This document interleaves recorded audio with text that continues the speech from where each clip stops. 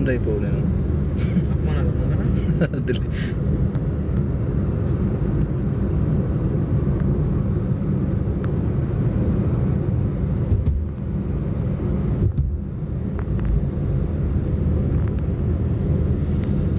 మొన్న 2019లో షూట్ చేసిన వీడియో మొన్నటికి కంపేర్ చేస్తే అసలు బిల్డింగ్సే లేవు మన ఆఫీస్ పక్కన బిల్డింగ్స్.